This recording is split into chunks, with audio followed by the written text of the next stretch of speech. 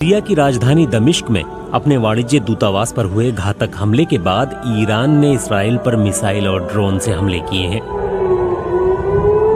Israel ने अब तक ये नहीं कहा है कि उसी ने दमिश्क में ईरानी कॉन्सुलेट पर हमला किया था, पर माना जा रहा है कि ये उसी ने किया है। ये पहली बार है जब ईरान ने इसराइल पर सीधा हमला किया है। ईरान के सुप्रीम लीडर रहे आयतुल्लाह अली खामेनेई कहते रहे हैं कि इसराइल कैंसर का ट्यूमर है और उसे जड़ से उखाड़ फेंका जाएगा और बर्बाद कर दिया जाएगा। अस्सलाम वालेकुम नाजरीन, कैसे हैं? उम्मीद करता हूँ इंशाअल्लाह आप सब खैरियत से होंगे।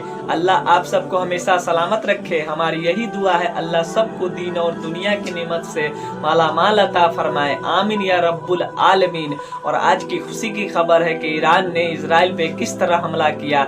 आइए इस वीडियो में सुनेंगे और जानेंगे। बिना टाइम वेस्ट किए हुए आइए इस वीडियो को देखते हैं दोस्तों। सीरिया की राजधानी दमिश्क में अपने वाणिज्य दूतावास पर हुए घातक हमले के बाद ईरान ने इसराइल पर मिसाइल और ड्रोन से हमले किए हैं।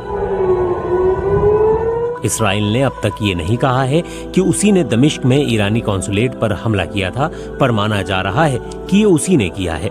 ये पहली बार है जब ईरान ने इसराइल पर सीधा हमला किया है।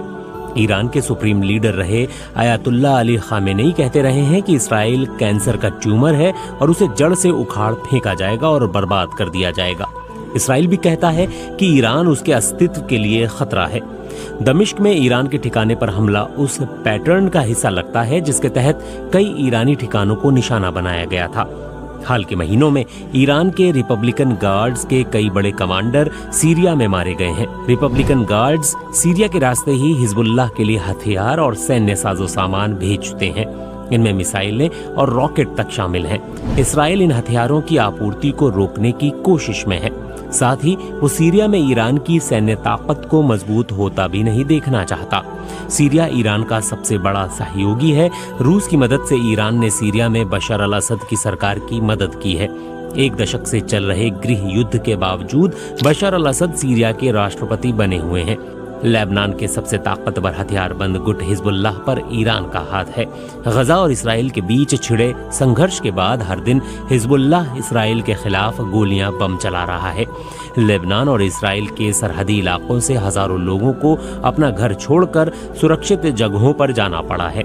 ईरान हमास समेत कई फलस्तीनी गुटों को भी हथियार और ट्रेनिंग मुहैया करवाता है, जो 7 अक्टूबर को इसराइल पर हुए हमलों में शामिल थे। उसी घटना के बाद से इस वक्त गजा में चल रही इस्राएली कार्रवाई शुरू हुई थी। इसराइल के प्रधानमंत्री बेंजामिन नेतन्याहू ने हमले के बाद कहा, हमने मिसाइलें इंटरसेप्ट की, ब्लॉक की, एकजुट होकर हम विजयी होंगे। टॉम फ्लेचर कई ब्रितानी प्रधानमंत्रियों के सलाहकार और लेबनान में ब्रिटेन के राजदूत भी रहे हैं।